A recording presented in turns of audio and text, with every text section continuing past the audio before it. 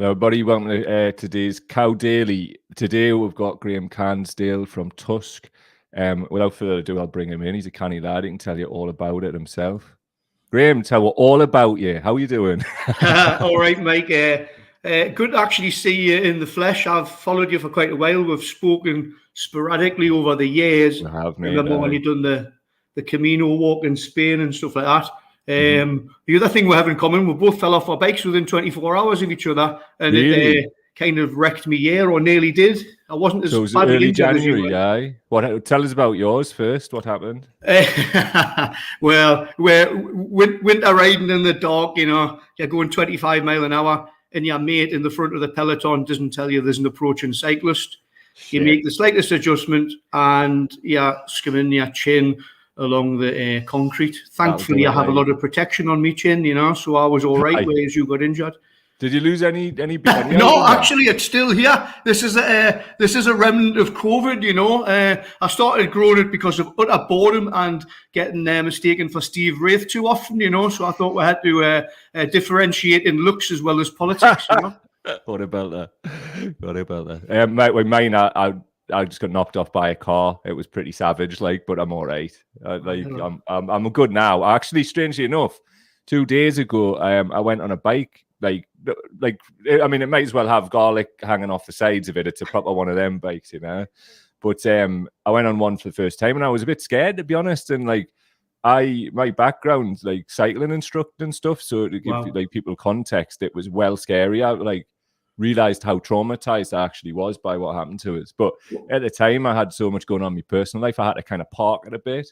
Well, I know you've had sorry, I know you've had other health issues as well, but to be honest, I've been on the bike twice since I fell off in January, and I know people say get back on the bike or get back on the horse, but it's not so easy, it's a psychological barrier to jump over, There certainly is, and I definitely when traffic's around, I'm tensing up, and I was never like that. I would be bloody slipstreaming lorries on the A69 with me racer, you know what I mean? So you're one of them lunatics that spoil it for us. By the way, for us mammals, middle-aged men in Lycra, but I'm not only a mammal, I'm one of the few taxi driving mammals probably in the northeast, if not the world, So this is I can see it from both perspectives.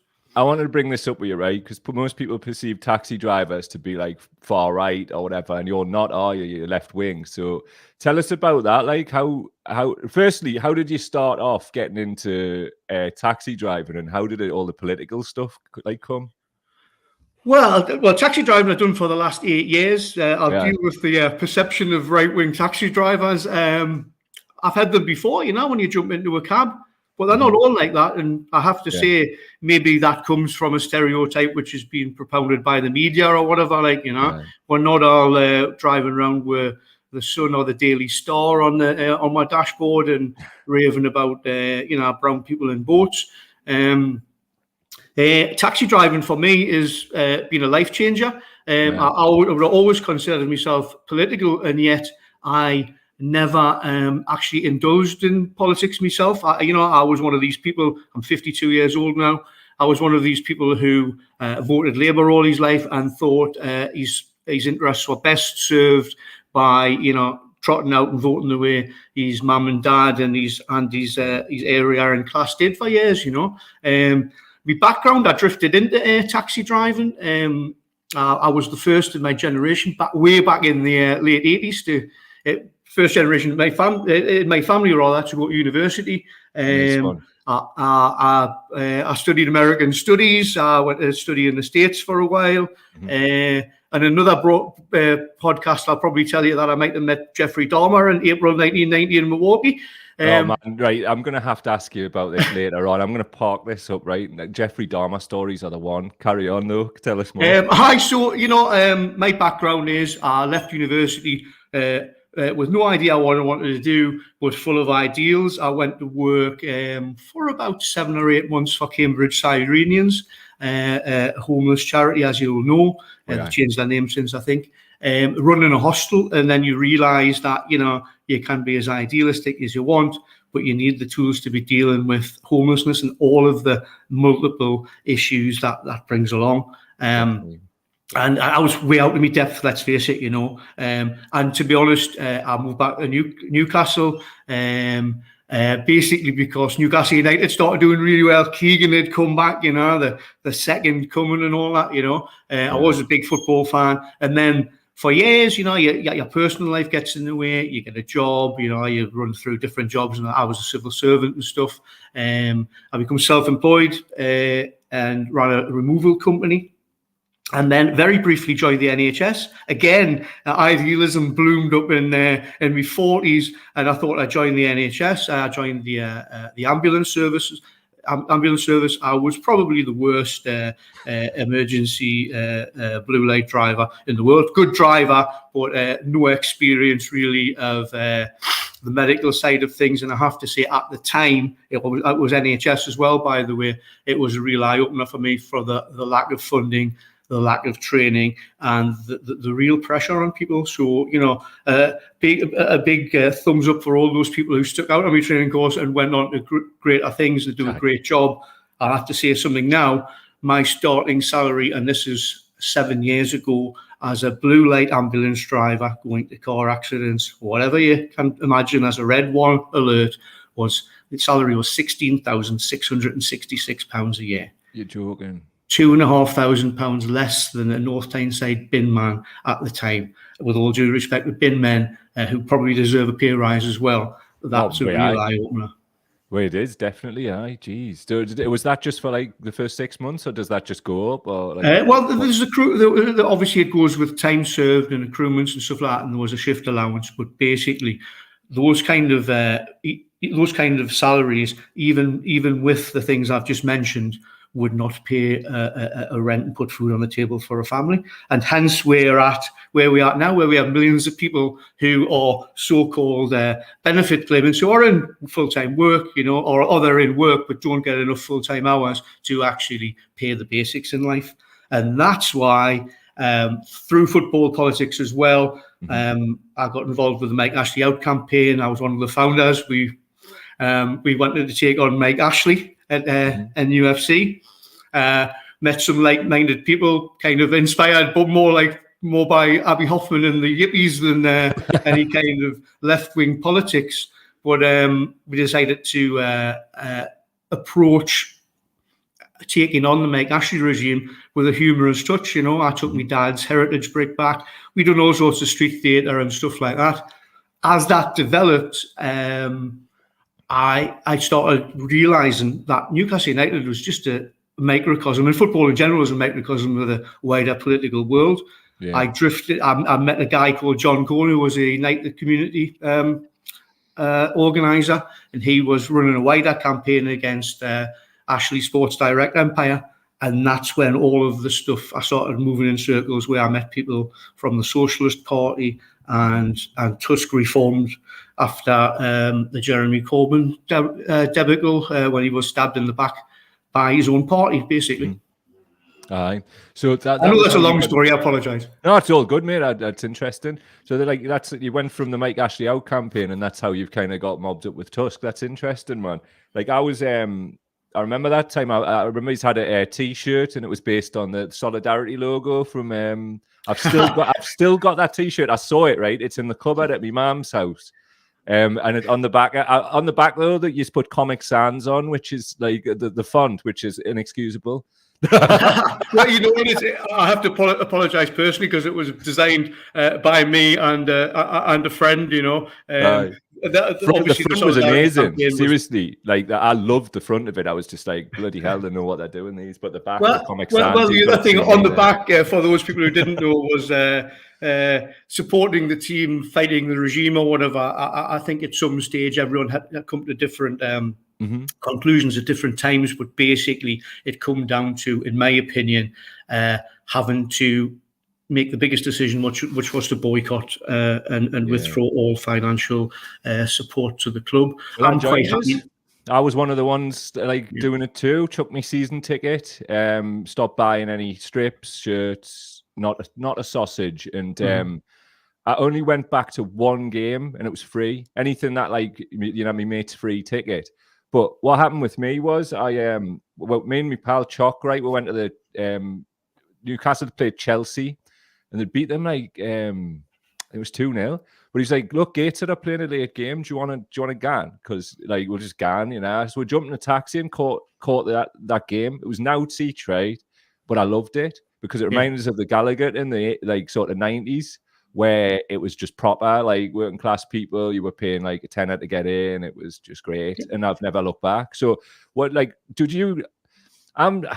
I'm still conflicted because my boyhood club, but I don't know if I could call myself a Newcastle supporter in 2023. What do you think? Like, where are you at with it? Well, look, I still don't go to games. I haven't been to a game since August 2008. That was Kevin Keegan's last game in charge. So my perspective is probably a little bit different to some people's, but you can't blame the fans for what's happened. I have reservations about obviously the wider politics of it and the Saudi regime. However, you've got to, if you're going to object to things, you have to do it for the right reasons as well. And this is not whataboutery to point out other people's hypocrisy. If you want to really reform football and football governance, then you need to be having fan ownership. You need to be having wage caps. You need to have people who fans who have actually say in the institutions that run the game. You can't deal with clubs in isolation. Newcastle is only a product of what's been going on for a long time, which is the absolute proliferation of mega money. And you know, I wrote articles at one point for all of the different Newcastle fanzines, and it was usually around about politics because you had lots of people moralise. No one was objecting to Mike Ashley when he was this billionaire who was getting all these free advertising, and that's because Newcastle weren't doing anything. You know, they were rubbish. They existed to fill Mike Ashley's pockets. Now you've got the Saudis who have genuinely come in and have ambition for the football club. And as a Newcastle fan, I think that's great. They haven't put a foot wrong on the football side of things.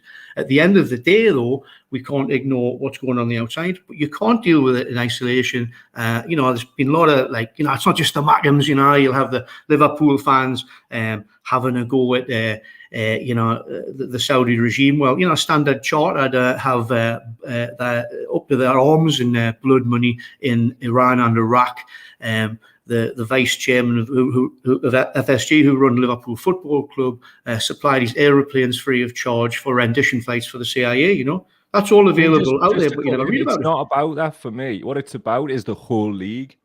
The whole league is a joke. Like for me, it's a reflection of like what I don't like about society. So just when you, at the same time that when you were like sort of pulling out because of Ashley, I was doing the same, but I was kind of getting there anyway because of the whole sport. Like, I don't even see it as a sport at the top level. It's like financial doping, you know. And like you look at the like, just let's not get away from Newcastle United because we're from the area. So let's not go Liverpool and do all this whataboutery, right? That deal they've just signed with them for the front of the shirt is an absolute scam. Like just like the ownership is, and it's a way of pumping a ton of cash in and getting around the rules. Yeah.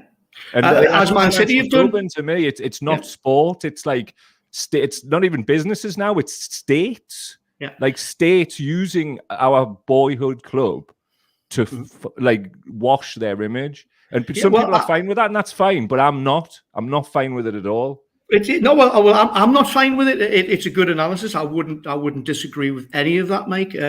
At the end of the day, it's kind of again, it's reflective of the world around us and other issues. What I will say is, I feel mightily uncomfortable that we have Jamie Rubin, who's one of the directors, who done a great publicity stunt and donated 12,000 or 13,000 as a fund matching for the money raised by the Newcastle Food Bank appeal.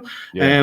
You know, this is the Rubin's fortune, not the Saudis, by the way. But if Rubin's uncle and father spent £13,000 a day to get rid of their £22 billion fortune, you could go back, spending £13,000 a day, you can go back 4,500 years, which is crazy, to the building of the Great Pyramids. It's obscene, it's ridiculous, and the only way it can be changed is by wholesale root and branch change.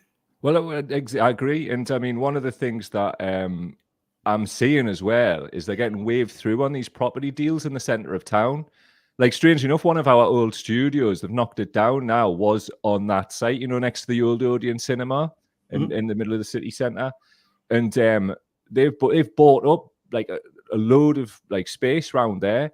And I'm just like, right, what's going to happen with this? Now, I wouldn't make any allegations or whatever, but you don't get something for nothing in that world. So I want to see, that's our city centre now, right? So they're owning a lot of the middle of our city centre. And I have a real problem because obviously people are loath to criticize this for a variety of reasons. And I understand it. I didn't want to get chinned in the city centre either because there's some right rages about, but I'll still say it. I understand it's hard for you to talk about because you want to get elected. I get it. Like, you can't attack the football club or in our area. I fully understand it. I mean, Jesus, we've lost followers because of it, but I'm doing it anyway because I just feel it's a blight on my city. I really do. Look, you know what it is. If people want to, you've got to separate to an extent. You've got to separate the personal and the public. At the end of the day, Newcastle fans had no choice in what happened with this football club. I wish they did. I wish we could have got rid of Ashley and bought the club myself. It didn't happen. You're allowed to have conflicting opinions because I still love the football club. You know, I look upon it for many years, probably still do, as like, you know, probably the great love of your life where you got divorced. You still love it, but you couldn't live with her. You know, it's easy for me. I don't go to games anymore. I'm quite comfortable with that. I don't mind for people to get excited and see it as it's still a great way of expressing yourself. Yeah, I went to the Sam Fender concert recently, and you know, there was 50,000 people there. 40,000 probably were wearing Newcastle shirts. You know, it's as if Sam Fender had you know, like monopolised the Newcastle shirt. You know, which is great because it's a symbol of something greater than the Saudis or a football club. You know, and that's what we need to get our head around. You know, as far as the Rubens and landlordism goes, that's absolutely a wider issue. They were great big Tory party contributors. You know, we've seen where town centres and city centres, you know, went absolutely blank through extortionate rents, also through COVID, and also through, like, you know, the internet and shopping habits.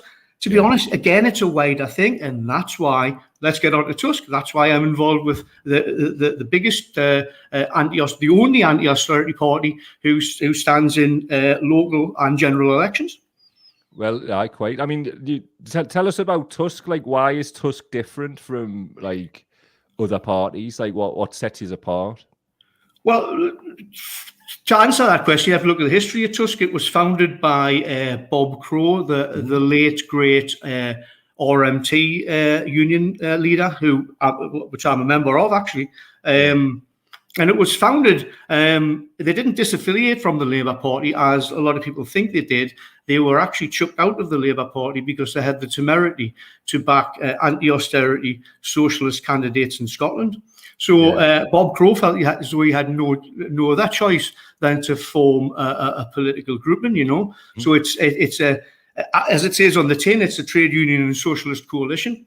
And although it is registered as a political party, as it has to be to stand in elections, it's actually a very loose affiliation coalition with 9 or 10 basic pledges, which are based around a total commitment for candidates to stand against austerity, to back a full social housing, council housing building plan, nationalisation of national assets and utilities. There's obviously anti-racist rules. You know, when we we're a left-wing socialist party. You know, we want free education, university. We also want to generally pull up by the bootstraps what's been eroded since 2007, since the banking crash. You know, it's as simple as that. And to be honest, none of the mainstream parties, and in that I include the Greens, are actually fully committed to anti-austerity. In fact, you know, I've just mentioned the Greens. The Greens have Caroline Lucas was their only MP. Her record in Parliament wasn't great. She actually helped contribute to bringing Corbyn down, which was the great hope, you know. The Greens in Brighton don't have a great record in local government, where they took on the unions and the bin men, and many people I've met personally. Some of them are like Tories on Brompton. Some of them are great, you know. But there's they do say there's watermelons and mangoes. You know, they're green on the outside, red in the middle. there's more mangoes, to be honest, mate. You know, and some of their views on on issues tend to fly with the wind. You know, I'm quite happy to say UBI is not a bad idea. A universal basic income, but it's not, and this is my own personal opinion, it is not a solution unless you have nationalised industries where you can supply and control the prices of electricity and gas. Then all you're going to do with UBI is commoditise certain things. So, for instance, when I was 1987 and I was going for my first pint, when it was 1987, I was going for my first pint when I was 16, by the way, people were complaining about the price of a pint in Whitley Bay going up to £1. I thought it was great. It's now £6, you know. So, commoditisation of stuff, and we need to control the sources of what's getting supplied. Whitley's got proper gentrified, like, hasn't it? Like Whitley, it's like in the last sort of 10 years, it's got properly gentrified. I was shocked, like, when one of my pals lives up there, and she's living on some kind of proper bougie street, which is strange enough where Martin McGartland got capped. That's right. Well, South Parade, the old Whitley Bay, is like, it's like probably driving downtown Detroit now, but there's other parts of Whitley Bay which have really improved. But gentrification is not a Whitley Bay thing. It's North Shields. I'm a North Shields lad. The fish case happens here, but this has happened the world over. And it's former hubs of community, usually working class areas where people have been pushed out. Developers have come in, but people have been priced out. So you have people who don't have any connection with the areas coming in and outpricing people. There's nothing wrong with people moving in, but there needs to be a balance. And as we've seen, and what we've seen right across the country, I see it as a taxi driver all of the time, is ghettoisation of areas. Right, and that's why my job, although I love it, is a very scary one. Do you mean on racial lines, or do you mean like on class lines, or a bit of both? Like which way? Well, look, we have identity politics is very important, but what runs through all of this, and this is, I'm a white middle-aged bloke saying this, but let's give it some historical context. The great civil rights struggle in America, Martin Luther King, great character from history, but even in his last few years, realised it was more than a racial struggle. It was a class struggle. Because class, and as a socialist, and a reasonably well-read one, I've educated myself because I was a lazy bugger at university, realises that class is the bottom line for everything, and we need to have a struggle to include everybody. The fact is, when we've had austerity for 15 years, it's the cutting edges, the cutting surfaces have set people against each other. Identity politics is a great thing for the right to exploit and divide people, Yeah, I agree, mate. I just to cut in on that, I would definitely share similar feelings about identity politics, and I did speak about this in 2016 and got rinsed for it. But I've got love in my heart for all people, but I do feel that our opponents, they use it and they've got people on strings, and it's really easy to rile people up because they've created these wedge issues. And a lot of these right-wing people like Steve Bannon, they saw in the sort of 80s and 90s in America how using abortion as a wedge issue could just distract people from all of the other social problems. And I really get a sense that not a sense, I've researched this and I'm pretty sure that that's what's going on with a whole range of wedge issues. And its purpose is to divide not just the left, but wider society. Because now you've got different alliances, across sort of political lines or class lines. And I can see, take the trans issue for I can see both sides of that, but I can also see from above it how people are just being played. And I think people are so invested in it, they won't look up anymore. And I think that as part of class analysis, that's one of the first things you should do, look up. Well, of course it is, and again, I would probably point out these things have been exacerbated by the effects of austerity. I'm not an old hippie, but I don't want to sound like one, but it is one love. We only get one life. We're passing through. We get 70 years in 10, possibly a little bit more in the rest of the world, but our life expectancy is going down in the UK. But. These are absolutely used, but there's good people out there, and even though they're trying to censor you, I know for a fact you were chucked off air during the last general election, Yeah. But there's enough good people out there if we get together to bring about change, and that's the thing. The whole system is based around demoralizing people. Well, democracy isn't a true democracy. We have austerity, which is engineered destitution to demoralize people. And yet, I'll take you back 2017. You, I, and millions of other people, and people who've never mentioned politics since, were enthused by a middle-class bloke with a beard who talked a lot of sense. He wasn't a radical as our press and media would have it. He was just talking sense, which meant things to me and you. I did, and I mean, for me, I was strangely, I listened to an old episode, and it's like, these Facebook memories, saw an old post from like 2015, and I was cautious about Corbyn then. I was like, because I don't trust Labour Party people. To give you an example of that, right, back then we got offered a really decent like sponsorship deal by Ecotricity, Dale Vince, and all that. Like we'd got the forms and we were going to sign it, and they announced, this was when Miliband was still leader, and they announced like a big donation to the Labour Party, and we pulled out of the deal because of Iraq and all of that, and we didn't feel like we could morally do it, and we would have done well out of it as well. And it's like I'd forgotten it. I think that gap between that bit and when Corbyn came, and I was like, I remember I said on one of the shows, who the fuck is Jeremy Corbyn? Had no idea who he was, like didn't have that like a level of knowledge. And then one of the other people like educated us a bit about like his track record, and I was like, well, I listen, but I hate the Labour Party, so what does this have to do with me? Fast forward, I was bloody campaigning like shit for him, like everybody else. Once I'd educate myself on and realised that it was probably a once in a lifetime opportunity, so I felt like I had to just drop my shit and just get behind it, like many other people did, Well, absolutely. I mean, I probably a little bit different. I had campaigned for Labour in the past, My teeth were cut young. I remember going around Tynemouth and North Shields back in the 80s, and we had a Tory MP called Neville Trotter. And if you got your felt tip pen out and done some guerrilla artwork, you could make it into Evil Rotter, So, so I was a Labour Party man. I voted for them all my life, but basically until 2015, for those, since the Iraq invasion, exactly like you, totally disillusioned.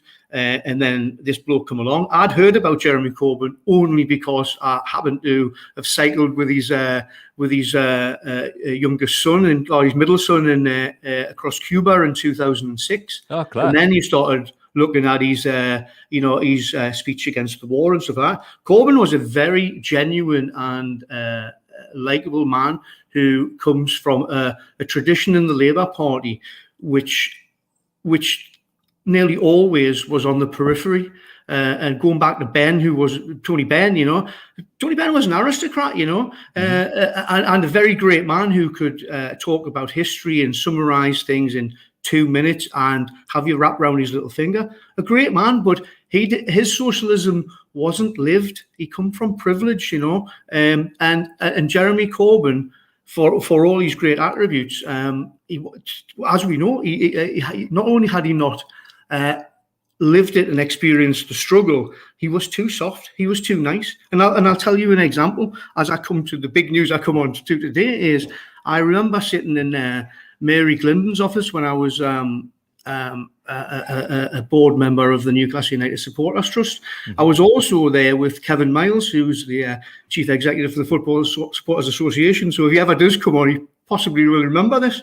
And it was 2015, just before the failed chicken coup, and Mary Glyndon, arch Blairite and absolute nondescript, turned around to me and says, the problem, Graeme, with Jeremy is he's too nice. Now, fast forward 18 months, she was marching around Parliament Square with Norman Tebbit, calling him an anti-Semite and having a go at Mark Wadsworth and coming out with some very borderline racist tropes. Now, you can't appease people like that, you know. They were out to get him. The people who brought down Corbyn were the people inside his own party, you know. And you know, Tony Benn's long gone now. But do you think in the present climate, Tony Benn would be a Labour Party member, or would he been chucked out? Well, this is the thing. I don't know, because one of the issues I've got with Jeremy is the fact that he's still like going around like a little puppy trying to get back into the Labour Party when there's perfectly good parties or that out there already that he could join or amalgamate with and actually promote the cause of getting, for me, heating radiators and food and bellies. We need to get that fully sorted, you know, and nobody at all. I mean, you guys have got a plan for that. But nobody in the sort of more mainstream parties seem to be wanting to even talk about it. It's all about like, let's get Labour elected. You mentioned TUSC's founding before, and I want to bring this up. Obviously, I'm aware of Bob Crow. Strange enough, I was on some kind of demo where me and like a few others may or may not have stopped the traffic in the middle of Parliament, and Crow was there. And I tell you what, him and the mob he was with, they were a serious outfit, big men, not to be messed with, you know. And like he had these like people around him, and it was like it looked like a proper show of force. He had like an old school Adidas Cuba top on. I thought, I like your style, Bob. But fast forward to now, right? Obviously, Bob acknowledged he set up TUSC and all of that. Mick Lynch, he's blatantly going to tell people to vote Labour. He's blatantly going to do it. It's like, you know, people are going to be shocked, but it's going to happen. So what is your take on that? Like, that's a bit of a difference for the RMT, isn't it? Like, but obviously I understand different people get elected with different views. I mean, Eddie Dempsey, he has more of a Bob Crow view, doesn't he? So, well, that's right. And it would be for them to answer. What I would say is, and I'm an RMT member, you know, I think Bob Crow's wider political vision was much greater than Mick Lynch. You've got to give credit to Mick Lynch for the way he's dealt with the media. And on an industrial scale, he's been very eloquent and erudite, and he's won people over and people have understood. But as a wider political strategy, I don't think he has one. He's been knocking around with the Zara Sultana and the Enough is Enough, you know. These are all Labour Party fronts. You know, when the chips have been down, the SCG, Zara Sultana, Ian Lavery, they're nowhere to be seen, you know. Enough is Enough is going to end, unfortunately, more of the same, you know. People need to step out, and this is local as well. I know that was 2 North Tyneside Labour councillors resigned last week. I know one of them, Gary Madden, you know, a genuinely good left-wing man, you know, who couldn't put up with it any longer. He lasted a long time. He lasted longer than what most people would have. Yeah. But I admire Gary, and Kath Davis was the other one. These people should not disappear. The Laura Pidcocks should not disappear. Oh. If Jamie Driscoll cannot stand, why is he stand for the Labour Party? Why is he going down the litigation route, which means he's put himself out of the race? Because they won't let him stand. And if he does, he'll be neutered. So there's no point. He should have stepped out and stood as an independent. He's out of the game now. He's going down the litigation route. Why doesn't someone with a higher profile? Again, it's the local version of what Corbyn's doing. It's been a little puppy. You've got to stand up to these people, man. And we're looking at them as leaders, so-called leaders. Please lead. You know, that's the problem that I've got with Driscoll.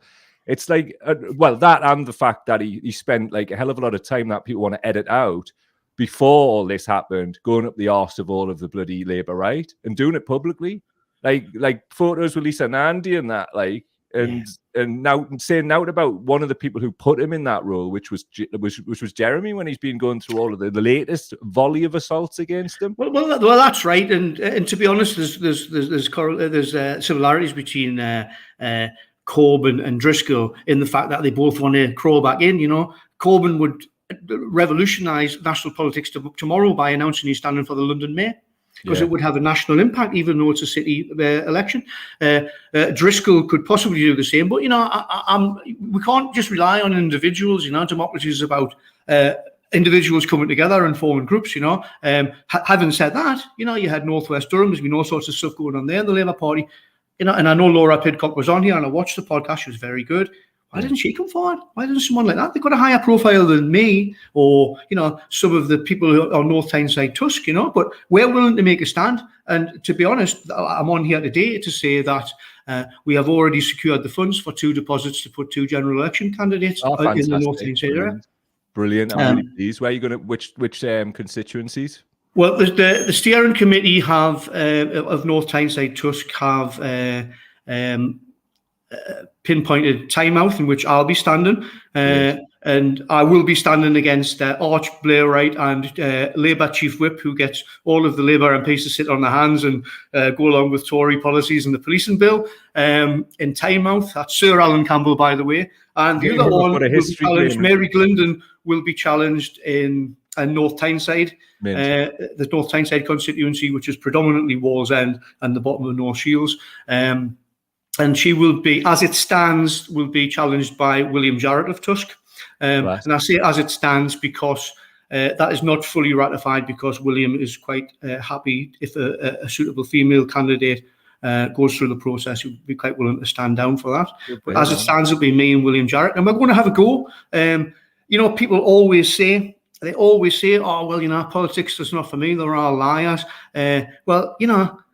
If you don't like it, stand up for yourself and come forward, and that's what we've done. And you've got a chance to vote for two working people.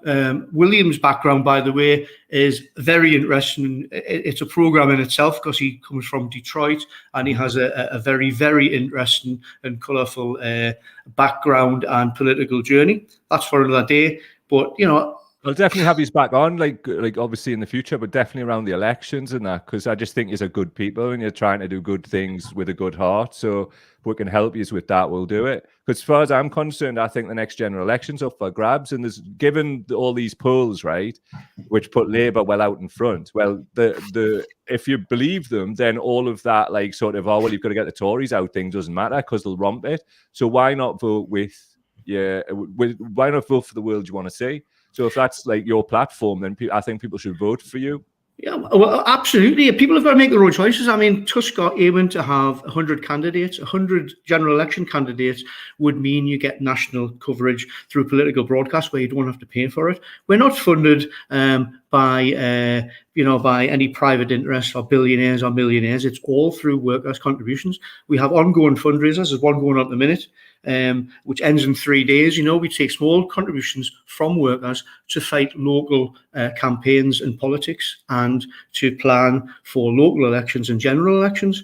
Mm-hmm. But generally, when people are saying, you made the wider point you hear all of the time, I'll get it on the doorstep, is, when we stand for election is, oh, well, you're a good bloke, you talk a good game, but we can't do that.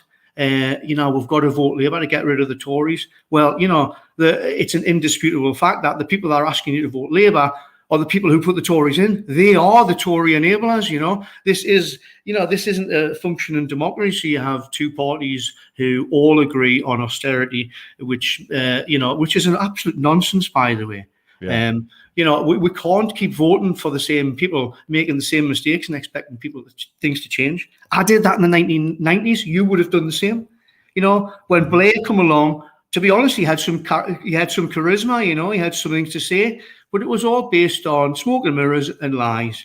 And at the end of the day, 30 years on, it's actually worse off because we're paying all of the bills, the PFIs and the costs of the wars have all been passed on to working people.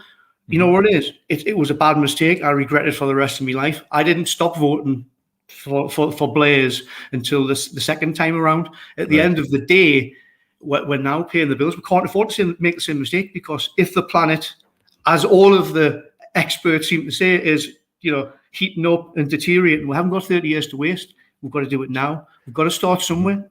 And the whip system that controls local politics, local authorities, and Parliament means that, you might have like 350 Labour MPs. They're all controlled by Sir Alan Campbell in Tynemouth. Mm-hmm. So they can't have an independent voice, just as they can't have an independent voice in local authority. So you're better off having 1 or 2 or 20 or 30 independents around the country in a general election who could actually affect change. Because, look, the Tories are finished. Mm-hmm. For now. The whole plan is, and it's not conspiracy theory. Look, the media is controlled by a handful of billionaires and corporate interests. Keir Starmer's the safe pair of hands for the money people. Of course he is. Anybody who's got any kind of serious analysis of the situation based on evidence will have that opinion, unless they're in some delusional mind state where it's like, get the Tories out, tunnel vision. You know, Well, it's Stockholm syndrome. You know, we've got to break out of this. The only way you can do is by locally organising. You know, and I'm not just involved with trade unionists and Socialist Party members and independents. You have local campaigners coming forward and saying, you know what it is, I'm going to stand up. Why are we cutting? People are coming. I work in mental health. Why have we cut the safety nets? Because you know what it is. We had austerity for so long, and the one question, well, there's two questions people don't ask. Where do we find the money to fund wars when we say we can't fund the NHS and other services? And the other question is, when you got rid of all of these services funded by the public purse during austerity, when are they going to come back?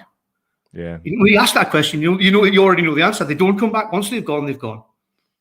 Well, quite. I mean, that's the thing. We've seen that time and again where they're just like, oh, well, we can't do that now. We've got to get rid of this, or it never comes back. It's always about like taking more and more away. I mean, but for me, both the Labour and the Tory party want some kind of like Ryanair style government where it's just you've got to like have the bare bones, and then if you want to take your bag with you, it's going to cost you about 50 quid.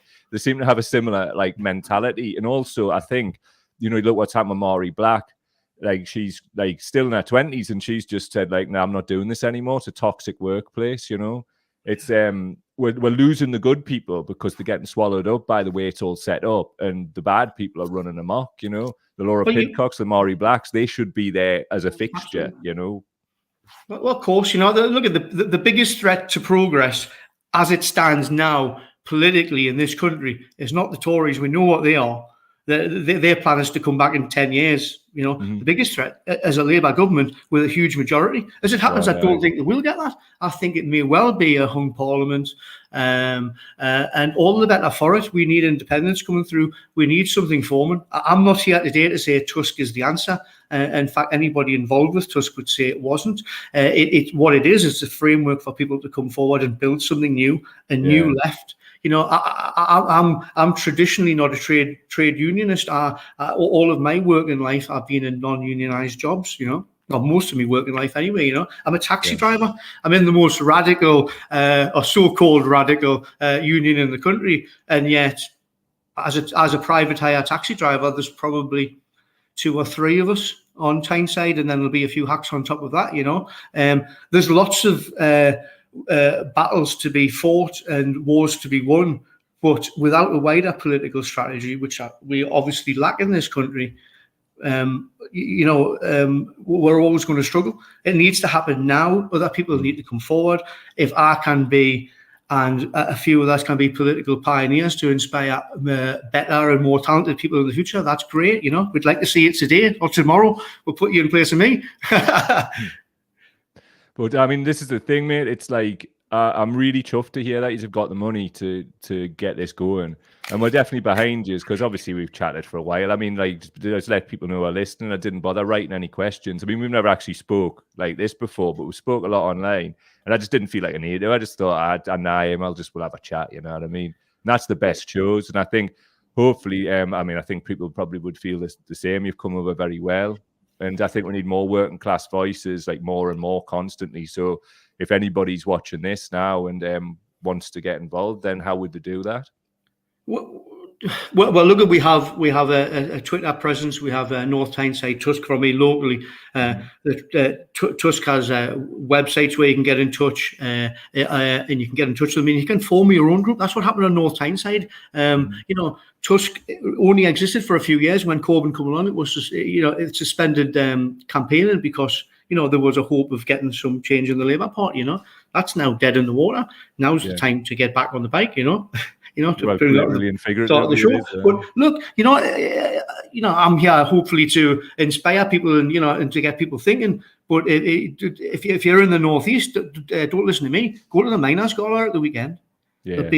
There'll be 120,000 people marching, remembering their history and their heritage and the hope, because that's what we lack in this world is hope, and as much as our political system is broken and doesn't work, the greatest threat to the control that the corporates have and the Americanization of a whole system, the greatest threat is actually people turning out to vote. Yeah, I agree. And I know I've rambled on a little bit. 2017, I always remember, it's a taxi driver anecdote, and I'm really political, and lots of the time when campaigns are going on, I'll bring the subject up. I didn't this night. I picked a heavily pregnant woman up from a local bingo hall, and I was taking her down to East Howden, and she brought it up and says, will you be voting tomorrow on the eve of the election? We knew things were happening, but we still thought we'd get beat. We started that campaign in 2017, we being Labour, thinking we're going to get thrashed, and then we thought, we might have a sniff, right? But on that eve of that election, a heavily pregnant woman turned around to me and says, I'll be voting Jeremy Corbyn. She was in her mid-30s, by the way. She'd already had 4 kids, and she actually said, I've been inspired to vote for the first time in my life because I want a decent house. East Howden's one of the areas which is really, really run down. Victorian housing, which hasn't been touched for years. Another, what I would call ghetto. And I was moved to tears just by listening to her. And I get goosebumps about that all of the time. And I remember telling that tale when, after the 2019 election, where they went to have the new leadership vote in the local Labour Party in Wallsend Labour Club. And I told that story, and it was poo-pooed. It was, you can't go down that line.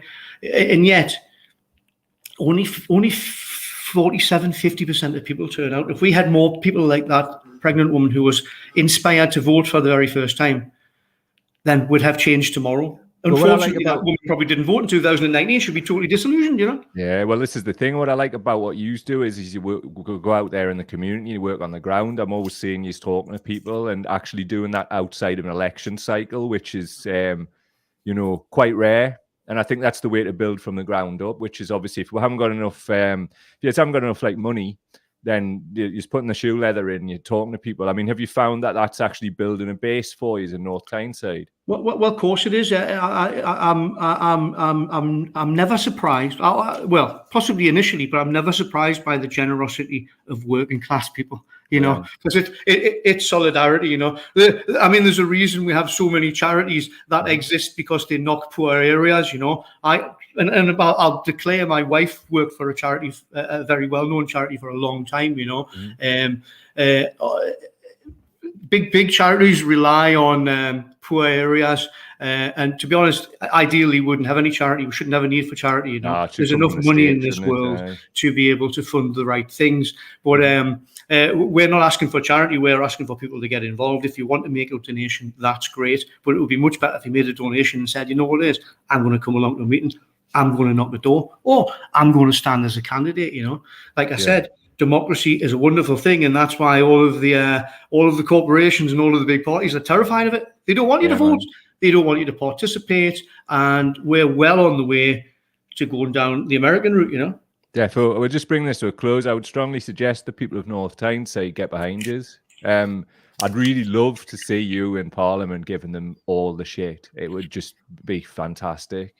It would be fantastic, mate. Well, thanks very much.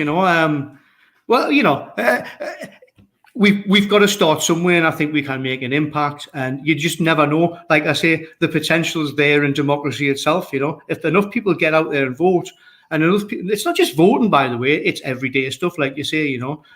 We've got loads of talented people coming forward. We have people working in the NHS, shop stewards, long-time nurses, porters, drivers, whatever you want. It's open to everybody. And the other thing I probably haven't mentioned as well, although we talk about class and stuff like that, austerity has affected all classes, by the way. This is, this is the first time since the war that the younger generations aren't going to do as well as their parents, and that's in middle class families and upper class families as well, So people are going different directions because of the way our media works. It's alternative media sources like yourself and others out there where we can make a difference. We'll be ongoing. We'll not go away. I would like to come back, or that people come back on your show and see how we're going. Of course. You're more than welcome, and definitely leading into these elections, we want to try and get behind. Great. We never got to that Jeffrey Dahmer story either, Oh man, right. We'll do it next time because we're going to. No worries. Honestly, I've got another bit of thing that I have to do, and I want to get this out for you immediately, on the audio. So I'll just do some terrible guerrilla advertising. TUSC against the cuts. Nice one. Bob Grady's saying, can you put up a fundraising link? How would it, was it TUSC.org, TUSC.org? We have, the best thing to do is at Facebook, you've got TUSC North Tyneside. Just put that in. We've got a fundraiser. It's going for the next 3 days. Yes. Let me just get it up briefly if I can. You can pay by PayPal and stuff like that. Obviously, it's all above board, you know, and this will go to campaigns to save my local infrastructure at the minute. The general election money is already ring fenced, but we will be raising. We need lots more money for leaflets and stuff. Well, I'll share your link on our social media when we're done. I'll get someone more qualified than me to send you a link over, Mike. All right? Oh, it's sound, mate. I'll just go on Facebook and get it and just share it from there. But like I say, I'm on welcome back on. I've really enjoyed talking to you too, mate, just on a human level, and I'm sure we could talk again. And as I say, the best ones are when I don't prepare questions because I get a sense that he's good crack, so I don't need to bother, you know. So nice. Well, we'll talk about traveling books the next time and films and stuff like that. Now, I need bother. Aye, sound. Well, it's always a pleasure, mate, and keep in touch. And if you want out sharing, let us know how you are building in North Tyneside, because there's still plenty of time to build grassroots with the shoe leather and all that. So absolutely, it's never too late, and it's all about having hope, you know. So we can change. People say you can't change. Just say why not? You know, get out there, do it yourself. All right. Definitely, mate. Well, appreciate you coming. I'm going to do a quick outro and just give us a shout in the week and let us know how you're getting on. All the best, Mike. Take care, mate. Yes, all the best. All the best. See you. I was Graeme Cansdale from TUSC, lovely lad, as you can see, and I'm really chuffed to hear that they've got the funding secured to be able to stand in North Tyneside. Reminders on to tell you my Sir Alan Campbell story in the future. I'm about to tell Graeme now off air, and if I'm feeling spicy, I'll tell you because it's a mad one. But if you want to support the work, please go to patreon.com/cowdaily. That's patreon.com/cowdaily. Link in the description for PayPal as well if you want to make one-off contribution to our work. Right, nice one. Really nice to be back and seeing you. And thanks for all the comments. We've got as many of them on the screen as we possibly could. But next time we'll do a proper Q&A with Graeme if people want to ask him directly, because he's probably sick of me talking, and that's fine. I would be sick of me too. Right, all the best. I'll see you soon. Ta-ra.